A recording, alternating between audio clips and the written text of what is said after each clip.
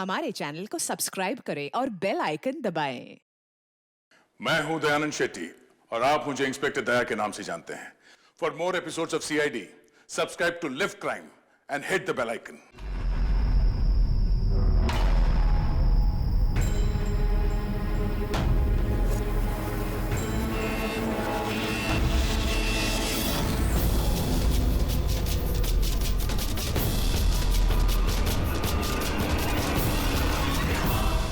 कार्तिक बेटा, तुम्हारी बहन की शादी की तैयारियां चल रही हैं। किसी भी तरह की कोई भी कमी नहीं होनी चाहिए। भूल रहा ना, बिल्कुल टेंशन ना लो, मैं हूं, कर लूंगा।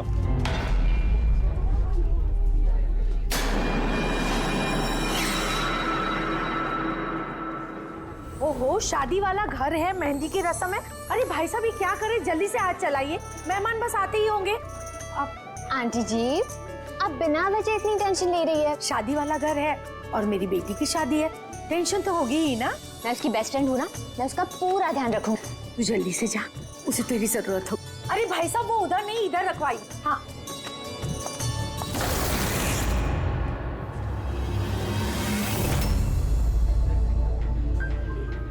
एरा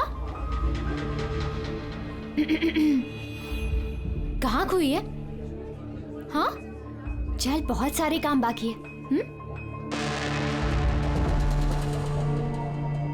मैं अभी भी कह रही हूँ कि देर नहीं हुई है, चलो चलते यहाँ से। अरे हमारे बेटे को ईरा से भी बेहतर लड़की मिलेगी।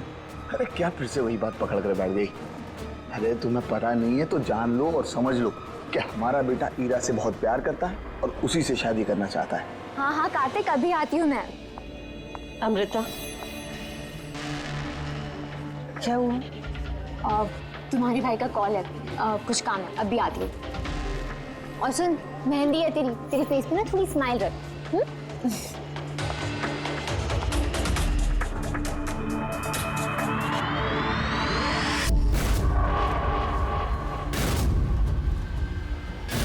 अच्छा, वो सारे बॉक्सेस रख देना और लाइट का भी सेटअप पूरा देख लेना कि फ्लावर्स।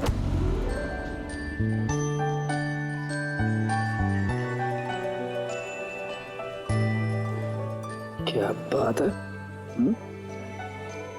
बड़ी प्यारी लग रही हो आज।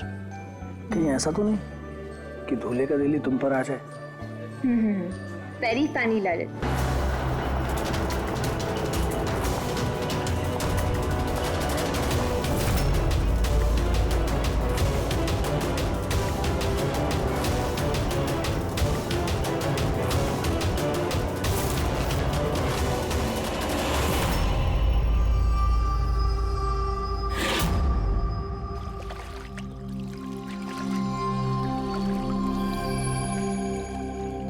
रिसोर्ट क्या बंद हुआ? इसके देखभाल की पूरी जिम्मेदारी मेरे सर पे आ गई। और मालिक को इतनी अकल तो होनी चाहिए ना, है? इतनी बड़ी जगह एक अकेला आदमी कैसे साफ सफाई कर सकता है? ये स्विमिंग पूल मेरे जी का जंजाल हो गया है। कितनी भी साफ सफाई करो, हर 2 दिन बाद गंदा हो जाता है, हर 2 दिन बाद।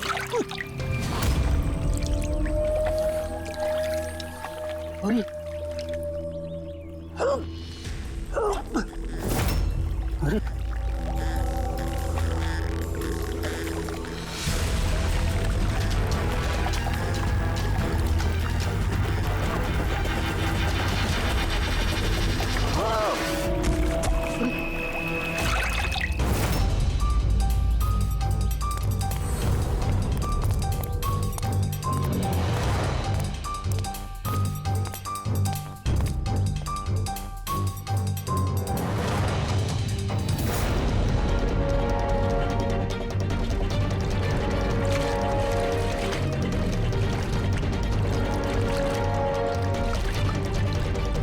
देखो बबलू, अगर तुमने कुछ नहीं किया है तो तुम्हें डरने की जरूरत नहीं है। CID कभी किसी निर्दोष को कुछ नहीं करती, समझे? लगता है लाश काफी देर से पानी में थी। हाँ भैया, लगता है 12 घंटे से ऊपर ही हो गए। कहीं भी कोई चोट का निशान है नहीं बॉस, सिवाय इस गर्दन पे।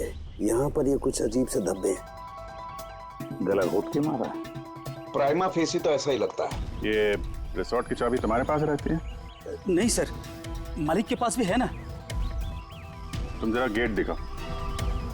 पंकज, देखो जरा अच्छी तरह से चेक करो, देखो कुछ मिलता है क्या।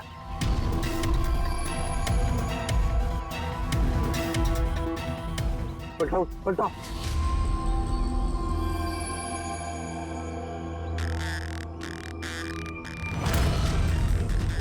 सर ये तो टैक्सी की पर्ची है सर। इसने कल रात डोमेस्टिक एयरपोर्ट से टैक्सी पकड़ी थी। पंकज, इस लाश की फोटो निकालकर एयरपोर्ट सिक्योरिटी को दिखाओ और इसकी पहचान करवाओ। ताला तो टूटा हुआ नहीं है, इसका मतलब कोई चाबी से खोल के अंदर आया या फिर किसी और तरीके से। हो सकता है सर किसी रिसोर्ट के किसी कोने में इस जुर्म को अंजाम दिया, या तो फिर दया उसे यहीं मारकर यहीं पे फेंक दिया, या फिर कहीं और मारकर उसकी लाश को यहाँ डाल दिया। पूर्वी, इतना बड़ा गेट है, गेट से कूद के लाश को अंदर लेके आना मुश्किल लगता है। किसी और रास्ते से ही लाश लेके अंदर आया वो। मगर सर अंदर आने के लिए कोई और दूसरा रास्ता नहीं है सर इसके सिवाय। अरे यार, हमें अपना काम करने दो ना भाई, इधर देखते हैं।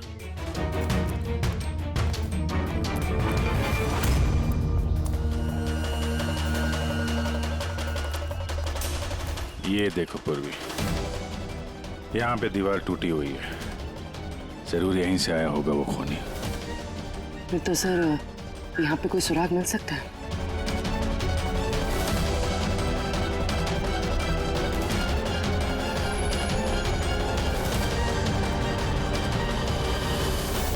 ये रहा सुराग, ये सुनहरा धागा।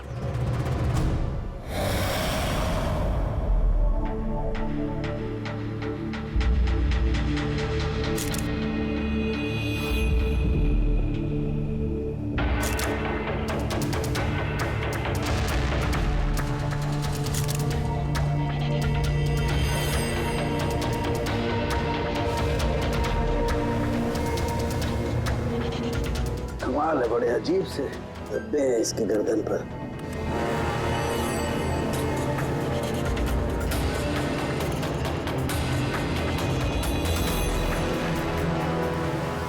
ओह, क्या बात है सर?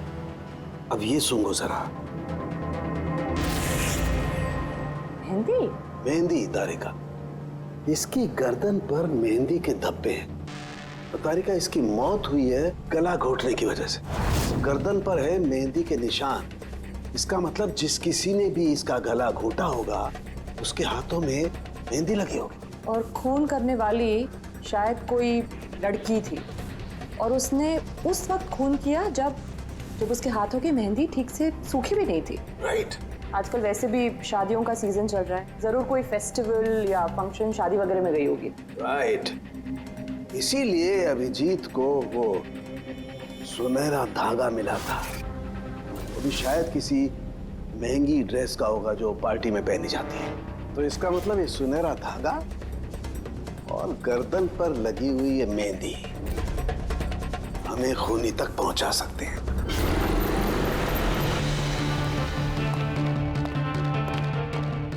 सर, ये प्रीति है, शहर की जानी मानी मेहंदी एक्सपर्ट। देखो प्रीति, हम ये चाहते हैं कि तुम इस लाश को देखो, तो इसके गले पे ये जो मेहंदी लगी हुई है ना, मेहंदी के निशान भी है, उनके बारे में हमें पूरी जानकारी दे। डोंट वरी, आप डरिए मत, हम सब आपके साथ हैं। मैडम, एक खूनी बाहर आजाद घूम रहा है, आप प्लीज थोड़ी हिम्मत कीजिए, प्लीज। आई। हमें लगता है किसी ने मेहंदी वाले हाथों से इसका गला दबाया है। जरा देखिए आप। और थोड़ी सी मेहंदी इनके बालों पे भी लग गई है, सर के पीछे। मेहंदी का टेक्सचर खराब हो चुका है, पर इतना पता चल रहा है कि ये मेहंदी हाथों से लगाई गई है। हाथों से?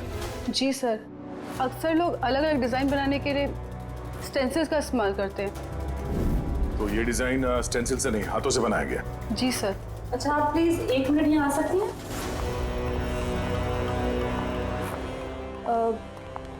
आप इस मेहंदी के बारे में और कुछ बता सकती हैं? मतलब ये किस कंपनी की है, कितनी पुरानी है, कहाँ से आई है, कुछ भी, एनीथिंग। सर, मेहंदी के कलर, टेक्सचर और स्मेल से पता चलता है कि ये मेहंदी किसी कमर्शियल कंपनी की तो नहीं है, ये जरूर किसी ने घर पर ही बनाई है। तो मतलब लोग अक्सर घर में बनाई हुई मेहंदी को ही इस्तेमाल करते हैं। जी सर, क्योंकि वो केमिकल फ्री होती है। ये बात। ऐसे तो शहर में बहुत सारे लोग होंगे जो घर में मेहंदी बनाते हैं। मेहंदी के जरिए उन्हें ट्रेस करना तो काफी टाइम लग जाएगा सर। सर, हाँ सर, विक्टिम का पता चल गया। कौन है ये? सर, इसका नाम दीपेन है, दिल्ली में रहता था और मैंने लोकल पुलिस को फोन करके बोल दिया कि फैमिली को खबर दे दे। गुड। प्रीति जी, जरा देखिए और कुछ पता चलता है क्या इसके बारे में?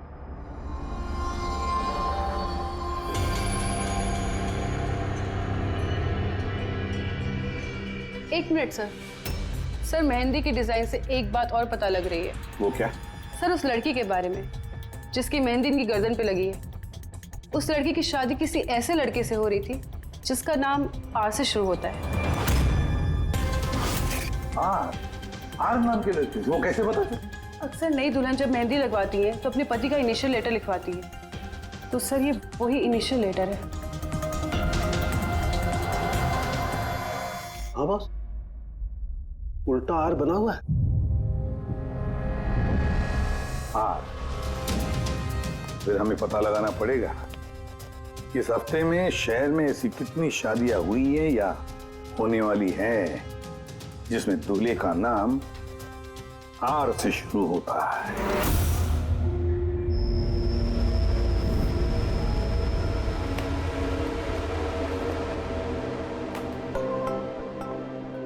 कमाल है सर, इस हफ्ते पूरे 120 लोगों की शादी है। एक टाइम पे इतनी सारी शादियां? हाँ पंकज, आजकल शादियों का अच्छा मुहूर्त निकला हुआ है।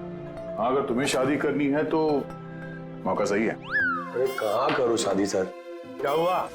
आर अक्षर वाले नाम के कितने दूल्हे मिले? हाँ सर, कुल मिलाकर 12 शादियां हैं जिनमें दूल्हों का नाम आर से शुरू होता है। अच्छा।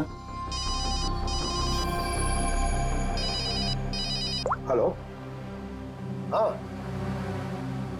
हाँ हाँ हाँ सर, इसकी गाड़ी तो एक ही शब्द पे अटकी हुई है। हाँ हाँ हाँ हाँ हाँ, ओके, थैंक यू।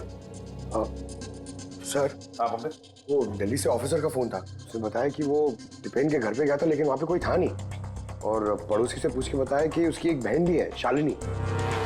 शालिनी का नंबर दिया उसने? हाँ सर, भेजा है। और उसने बताया था कि दीपेन अभी बस 4 महीने पहले ही दिल्ली शिफ्ट हुआ था।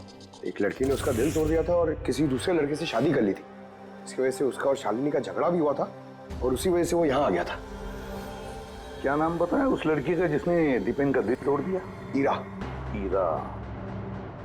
सर, हो सकता है कल रात ये दीपेन ईरा की शादी रुकवाने के लिए आया हो और ईरा ने उसे ही मार दिया।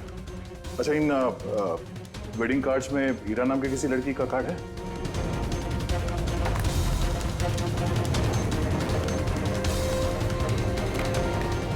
हाँ सर।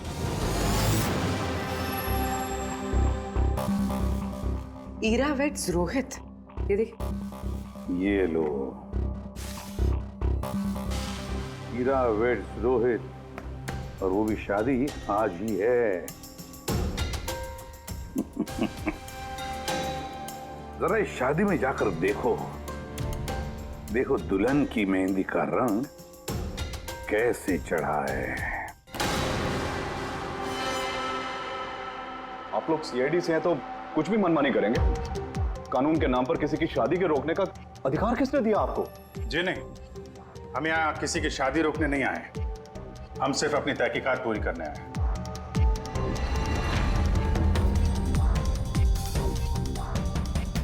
लेकिन सर, ये तहकीकात तो आप मेरी बहन की शादी के बाद भी कर सकते हैं ना? जितनी जल्दी आप लोगों को है ये शादी करवाने की, उससे कहीं ज्यादा जल्दी हमें है उन्हीं को पकड़ने की। लेकिन आखिर खून किसका हुआ? इसे पहचानते हैं आप लोग?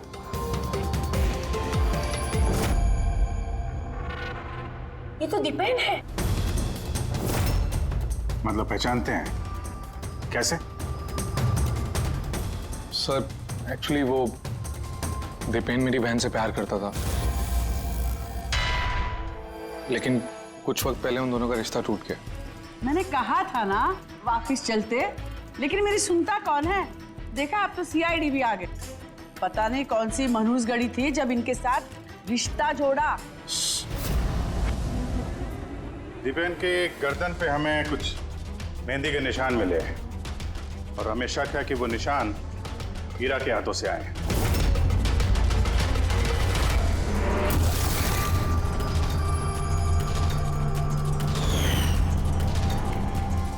जरा देख लो पूर्वी। हीरा, उठना जरा। मैम क्या कर रहे हो आप ये? फिलहाल ये तुम्हारी बीवी नहीं है, ये एक सस्पेक्ट है, हमारे शक के दायरे में है। हमें शक है कि इसने दीपेन का खून किया है। ये सब क्या चल रहा है? क्या क्या? अपना हाथ दिखा।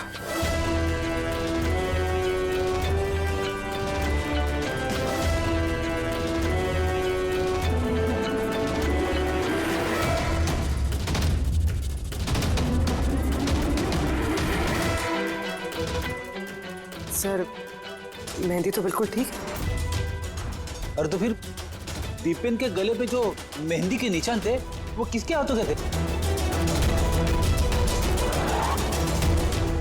वो भी जरा इनका घूंघट उठाना। सर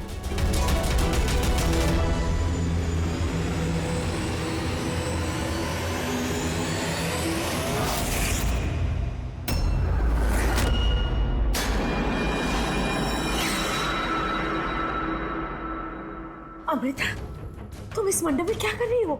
मेरी बेटी हीरा कहाँ पर है? बोलो। अमृता कौन है ये? ये मेरी बेटी की दोस्त है। ओह, मंडप से दुल्हन गायब है और दुल्हन की जगह उसकी सहेली शादी करने वाली थी। ये चल क्या रहा है यहाँ पे? हैं? सर वो दरअसल कल रात। अरे फ्लर्ट कौन कर रहा है यार? मैं तो आपकी तारीफ कर रहा हूँ। अच्छा जी, तारीफ कर रहा हूँ। तुम भी ना बिल्कुल नहीं बदलोगी।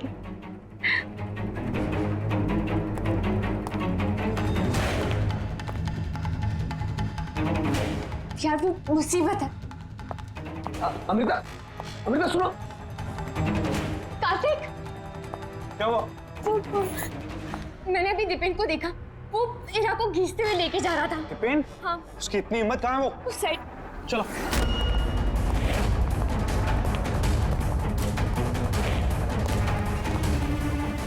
कहाँ गए ये दोनों? पता नहीं यार।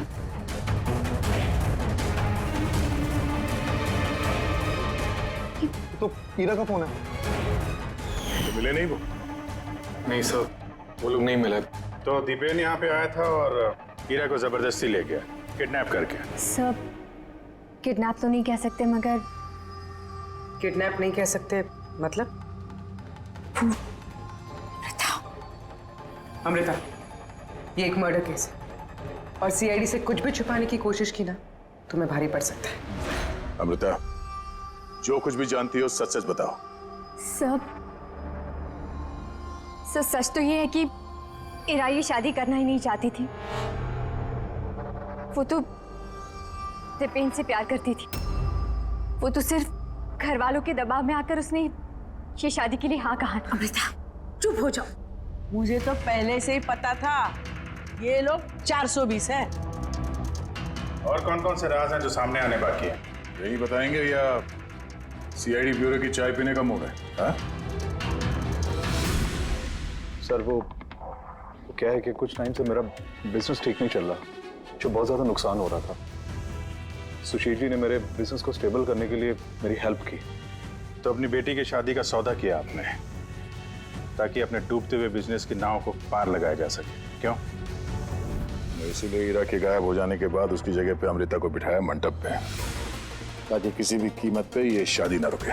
वाह। और अमृता, तुम इस पूरी साजिश में इतनी आसानी से शामिल हो गई? मुझे ये सब नहीं पता था। मुझे तो कार्तिक ने कहा था कि जब तक हीरा नहीं मिलती मैं यहाँ बैठी रहूं। अब तो फेरे होने वाले थे, तो शादी भी कर लेती मुझसे धोखे से। नहीं, मैं मंडप से निकलने ही वाली थी कि तभी सीआईडी यहाँ आ गई और सच सबके सामने आ गया। आधा सच तो सामने आ गया, अब बचा हुआ आधा सच तब सामने आएगा जब ये पता चलेगा कि दीपेन को मारने के बाद ये हीरा कहाँ चली गई। मेरी बेटी के ऊपर झूठा इल्जाम मत लगाइए सर। वो तो दीपेन से प्यार करती थी, वो क्यों मारेगी उसे? अगर आपकी बेटी निर्दोष है तो घर वापस क्यों नहीं आई? दीपेन की मौत के बाद से लापता क्यों है वो?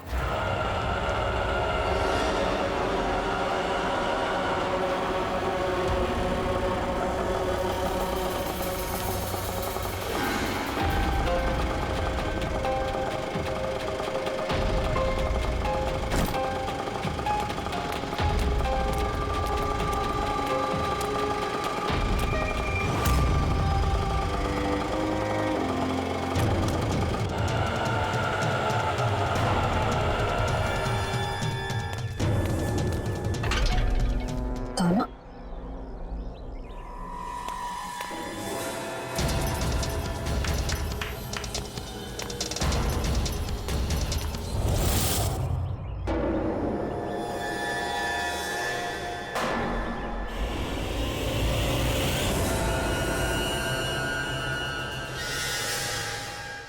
देखो बॉस, ईरा ने अपने मेहंदी वाले हाथों से दीपेन का गला जरूर पकड़ा होगा, लेकिन दीपेन की मौत ईरा के हाथों से नहीं हुई। तो फिर सर दीपेन की मौत हुई कैसे? ये जो इसके गले पर ये जो मेहंदी के निशान हैं, जब इनको अच्छी तरह से साफ किया गया तो एक और निशान मिला। ये देखो, ये और ये निशान है किसी रस्सी का। इसकी वजह से दीपेन की मौत हुई है। मतलब दीपेन की मौत रस्सी से गला घोटने की वजह से हुई है। लेकिन अगर हीरा ने खून नहीं किया तो फिर हीरा है कहाँ? कहीं ऐसा तो नहीं कि उसे भी नुकसान पहुंचा दिया गया हो? सर, एक बात समझ में नहीं आ रही है। अगर ईरा ने खून नहीं किया तो फिर किसने किया? ये खून शायद हीरा के घर वालों में से किसी ने किया है। वैसे तो दीपेन की मौजूदगी से वो लोग खुश नहीं थे। हो सकता है दीपेन की वजह से शादी में रुकावट आ जाए, इसलिए दीपेन का खून कर दिया। सर, ईरा के फोन से पता चला है कि उसके गायब होने से 3 घंटे पहले उसे दीपेन की बहन शालिनी का फोन आया था। वो दिल्ली से बॉम्बे तो आ गई है, लेकिन वो फोन नहीं उठा रही। शालिनी का फोन ट्रैक करो, देखे तो सही है कहां पर वो रहता है। वो सुनहरा धागा किसका हो सकता है?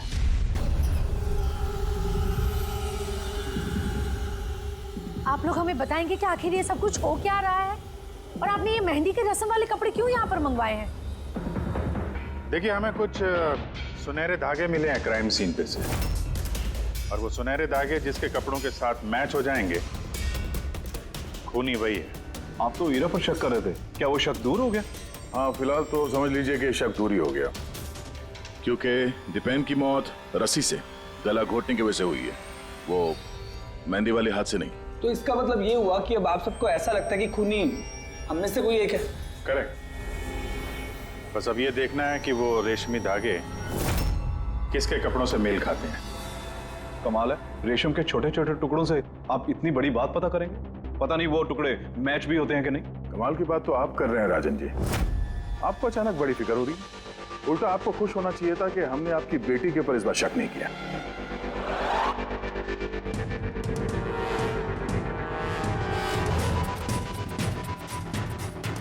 सर, ये सुनहरा धागा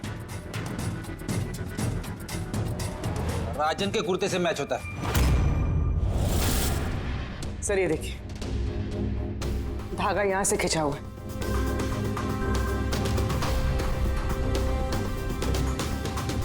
मैं बताता हूँ आपको, उस रात मैंने देखा था दीपेन और हीरा को एक साथ। तुम्हें क्यों नहीं समझ में आ रहा कि मैं तुम्हारे बिना नहीं जी सकता? नहीं जी सकता मैं तुम्हारे बिना, और तुम मेरे बिना किसी और से शादी कैसे कर सकती हो? जब मैं नीचे पहुंचा तो वो दोनों जा चुके थे, और दीपेन का एड्रेस हीरा की पुरानी चिट्ठी से मुझे मिला, और हम उसके घर पहुंच गए।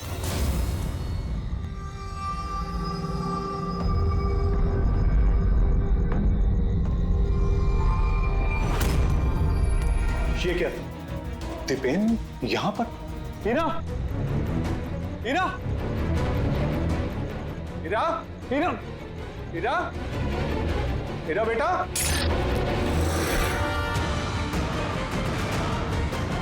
पापा ये देखिए, दीपेन ने अपने फोन में अपने मरने की वजह लिखी है। क्या लिखा है इसमें? हीरा के बिना मेरी जिंदगी का ना कोई मायना है ना कोई मकसद। हीरा मेरी नहीं हो सकती तो किसी की नहीं होगी। अलविदा। मेरी नहीं हो सकी तो किसी की नहीं। कहीं ऐसा तो नहीं कि दीपेन ने मरने से पहले हीरा को कुछ नुकसान पहुंचा दिया हो?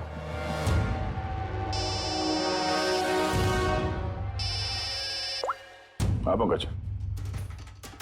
हाँ, दीपेन की बहन शालिनी का मोबाइल फोन ट्रैक हो गया।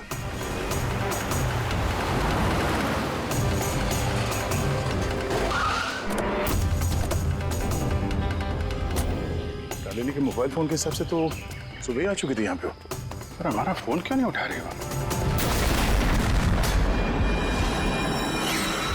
धमाका। शालिनी, शालिनी, शालिनी, शालिनी।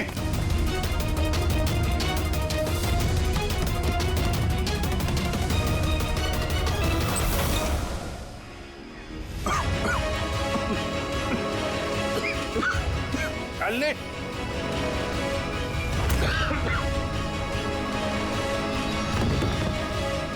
शालिनी।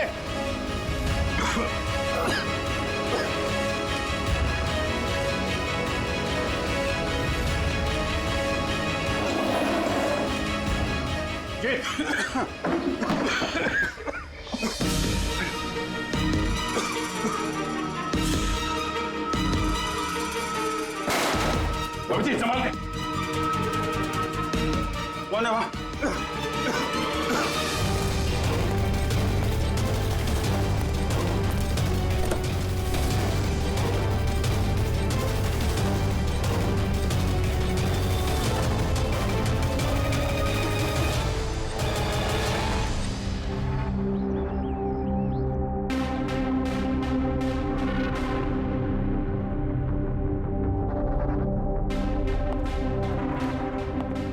अभिजीत, देख, ठीक हो दोनों? हाँ सर ठीक है। वो तो अच्छा हुआ सर हम लोग उस जहरीली गैस में ज्यादा देर तक नहीं रहे। पर सर शालिनी और हीरा की तबीयत बहुत खराब है, डॉक्टर उन्हें देख रहे हैं। वैसे थी क्या वो जहरीली गैस? तो पता नहीं सर, लगता है कोई टाइम्ड स्मोक बॉम्ब था। इस दीपेन ने पूरी प्लानिंग कर रखी थी सर। आत्महत्या के बाद ये हीरा को भी रास्ते से हटाना चाहता था। हाँ सर, वैसे भी उसने सुसाइड नोट में लिखा था, हीरा मेरी नहीं तो किसी की नहीं हो सकेगी। सर, हीरा कैसी है? सर वो खतरे से बाहर हैं, लेकिन उन्हें अभी तक होश नहीं आया। अच्छा, और Shalini? I am sorry sir, हम उन्हें बचा नहीं पाए।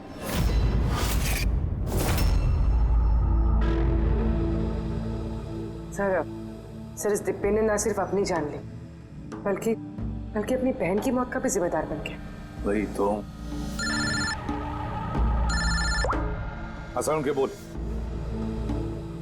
अच्छा, तो ठीक है, हम आते हैं। क्या हुआ सर? सरण के बता रहा था दीपेन ने आत्महत्या नहीं की।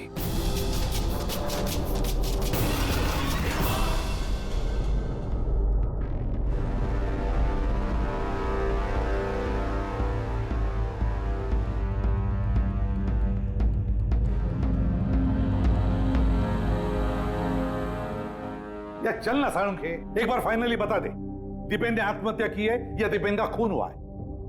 भाई मैं जानता हूं तुम लोग बहुत बुरी तरह से इरिटेट हो रहे हो। तुम्हें लगता है सालू की एक बात कर ही नहीं रहा है। कभी कहता है कि हीरा ने दीपेन की हत्या की है, कभी कहता है कि दीपेन की हत्या हीरा ने नहीं की, कभी कहता है कि दीपेन ने आत्महत्या की है, कभी कहता है कि आत्महत्या नहीं की है। पर मैं क्या करूं भाई, इस केस में सबूत बहुत धीरे धीरे हाथ में लग रहे हैं। अरे सर, जो सबूत सामने आए वो तो बताइए ना। देखो बॉस, जब किसी इंसान को फांसी के फंदे पर लटकाया जाता है तो जब रस्सी खींची जाती है उसकी सांस टूटने लगती है और इंसान सांस लेने के लिए फड़फड़ाता है। उसकी गर्दन हिलती है और गर्दन इसी हिलने डुलने में कस जाती है और उसकी गर्दन के पीछे फांसी के फंदे की गांठ का निशान आ जाता है।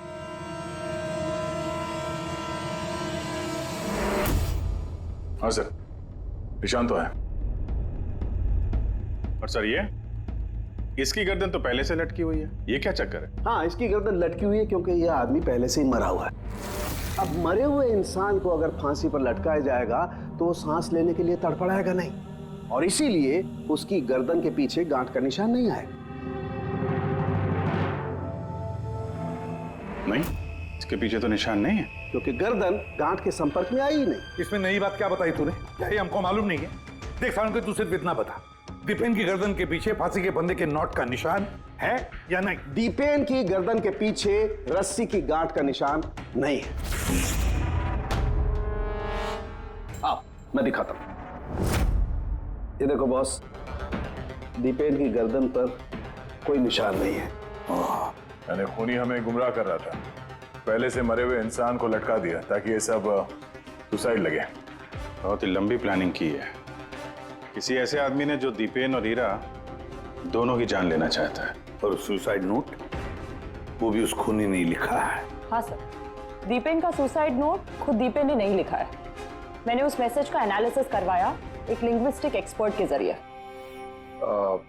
डॉक्टर तारिका, ये लिंग्विस्टिक एक्सपर्ट क्या होता है? स्टाइलोमेट्री नाम की एक कला होती है। जैसे कि हर इंसान की उंगलियों के निशान अलग अलग होते हैं, ठीक उसी तरह से उनके लिखने का स्टाइल, उनका तरीका वो भी अलग होता है। हर इंसान अलग अलग अंदाज में लिखता है। कोई अक्षरों को बहुत छोटा छोटा लिखता है, कोई अक्षरों को बड़ा बड़ा लिखता है, बीच में काफी गैप होता है। कोई एकदम सीधी लाइन में लिखता है, कोई ऊबड़ खाबड़ लिखता है, और कुछ लोग हर अक्षर के बाद कॉमा लगाते हैं जैसे फ्रेडी लगाता है। सबका अंदाज बिल्कुल अलग अलग होता है। एक्सपर्ट्स ये भी बता सकते हैं? सिर्फ इतना ही नहीं, एक्सपर्ट्स ये भी बता सकते हैं कि टाइप करने वाला एक लड़का है या लड़की। तो क्या तारिका वो सुसाइड नोट दीपेन ने लिखा है या नहीं? नहीं। तो मैंने दीपेन और ईरा दोनों के फोन चेक किए तो मुझे एक इंसान के बारे में पता चला जिसका लिखने का ढंग एग्जैक्टली उस सुसाइड नोट से मैच होता है। ये है वो मैसेज। इस मैसेज में भी सुसाइड नोट की तरह हर सेंटेंसेस के बीच में 3 डॉट्स लगाया। हर सेंटेंस शॉर्ट और क्रिस्प है, और पूरा मैसेज या तो गुड बाय या अलविदा से एंड किया गया है। जिस तरह से वो सुसाइड मैसेज में अलविदा लिखा था, यहां पे गुड बाय लिखा है। अच्छा, तो इसका मतलब है हमें हमारा खूनी मिल गया।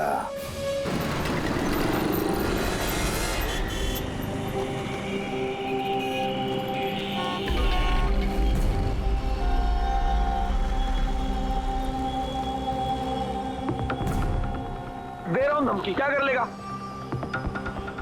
सीआईडी के सामने किसी को धमकी देना अच्छी बात नहीं है। लेकिन मैं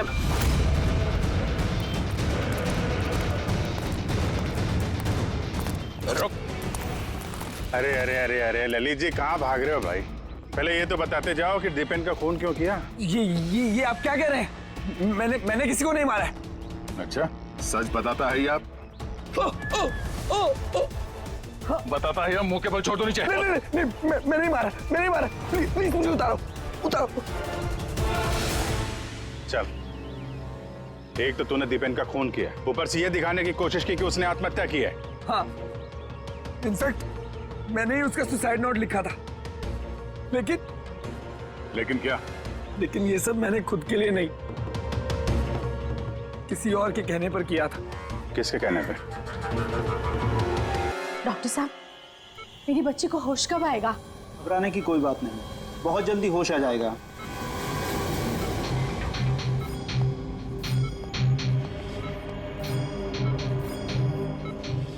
ललित,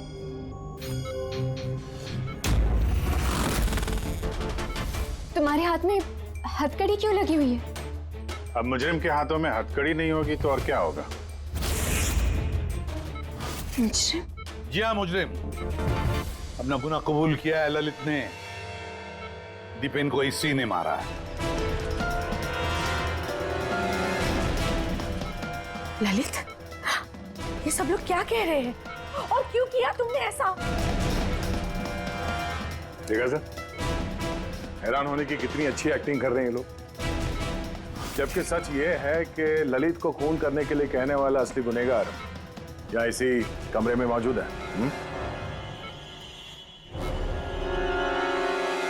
ये आप क्या कह रहे हैं?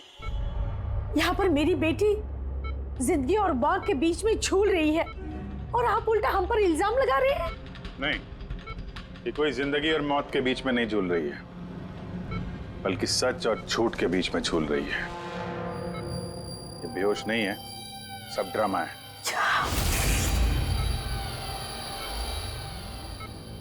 हीरा ही है वो। हीरा ने ललित से कहा दीपेन को मारने के लिए। ये कैसी बातें कर रहे हैं आप? हालत देखिए इसकी। आप लोगों को लगता है कि ये जानबूझकर जहर के कांटेक्ट में गई होगी? सर, इंजेक्शन लगा दूं? हाँ हाँ बिल्कुल, जल्दी। ये किस चीज की इंजेक्शन लगा रहे हैं आप? सच बोलने का। इस इंजेक्शन में एक केमिकल है जिसके शरीर में जाते ही इंसान सच बोलने लगता है।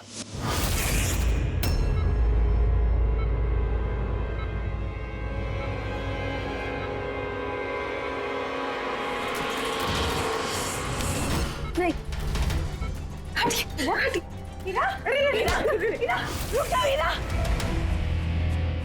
इसका मतलब कि सीआईडी वाले सच बोल रहे हैं। अब झूठ बोल के कोई फायदा नहीं। ये ललित ने तुम्हारी पोल खोल दी। ये क्या किया ललित? खुद फंस रहे थे इसलिए साथ साथ मुझे भी फंसा दिया। हीरा, यही तो कसमें खाई थी ना हमने प्यार में कि हम एक साथ जिएंगे और एक साथ ही मरेंगे। क्या तुम दोनों एक दूसरे से प्यार करते हो? ये कब हो? हीरा, तुम तो दीपेन को चाहती थी।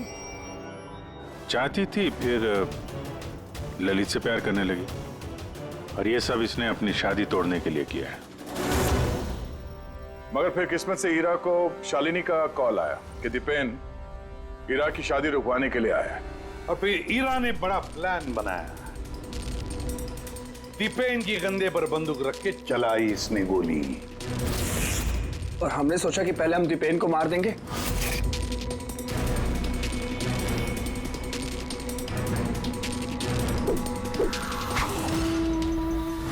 और फिर दूर कहीं जाकर नया संसार बसाएंगे। लेकिन भूल गए तुम कि गुनाह की राह पर मंजिल कभी नहीं मिलती, समझे? हमारा प्लान बिल्कुल सही जा रहा था, लेकिन पापा और कार्तिक ने आके हमारे किए कराए पे पानी फेर दिया। उन्होंने दीपेन की लाश को ठिकाने लगा दिया। और फिर हमें एक नया प्लान बनाना पड़ा। और उस नए प्लान में भी मेरा मरने वाला एंगल था ही। बॉम्ब का इंतजाम हो गया। तुमने बॉम्ब ठीक से चेक किया ना?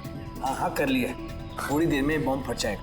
और लाश का इंतजाम किया? थोड़ा मुश्किल था, लेकिन थोड़े पैसे देकर वो लाश भी मिल गई है। बस फिर हो गया काम। मैं लाश को अपने कपड़े पहना दूंगी, और जैसे ही बॉम्ब फटेगा तो सबको लगेगा कि दीपेन के साथ साथ मैं भी मर गई। अच्छा, मैं बॉम्ब चेक करके आया। ओके।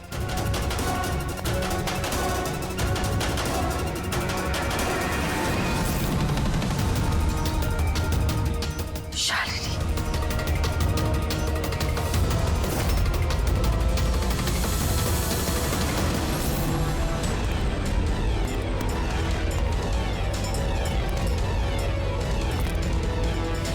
और इसके लिए तुमने शालिनी की भी जान ले ली। तो और क्या करते? सब देख लिया था उसने, कोई चारा नहीं था। मगर एक बात समझ में नहीं आई, जहरीली गैस का इस्तेमाल क्यों किया? जहरीली गैस से शक्ल तो नहीं बदल जाती उस मुर्दा घर वाली लाश का? हाँ? तो तुमने ये क्यों मान लिया कि हम उसे तुम्हारी लाश समझ लेंगे? हम जहरीली गैस का इस्तेमाल नहीं करने वाले थे, हम उस घर को बॉम्ब से उड़ाने वाले थे। लेकिन ये ललित पता नहीं गलती से कौन सा बॉम्ब लाया जो फटा ही नहीं, खुश हो गया। अब इससे पहले एक नए बॉम्ब का इस्तेमाल करते, हमने आप लोगों की गाड़ी की आने की आवाज सुनी, तब फिर प्लान को चेंज करना पड़ा। और ये मुझे बांधकर वही चला गया, ताकि सबको लगे कि जो मैंने नहीं किया बल्कि मेरे साथ हुआ है। और फिर मैं घर के दूसरे कोने में जाकर छिप गया जहां पर गैस नहीं थी, और फिर मैं वहां से जान बचाकर भाग गया। हम चाहते थे कि आप लोगों को लगे कि ये सब किया धरा दीपेन का है। उसने खुद तो आत्महत्या कर ली, लेकिन ईरा को मारने में नाकामयाब रहा।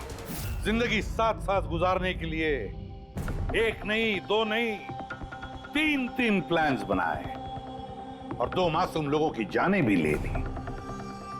अब जेल की सलाखों के पीछे साथ साथ प्लान्स बनाते रहना, फांसी के फंदे से बचने के लिए।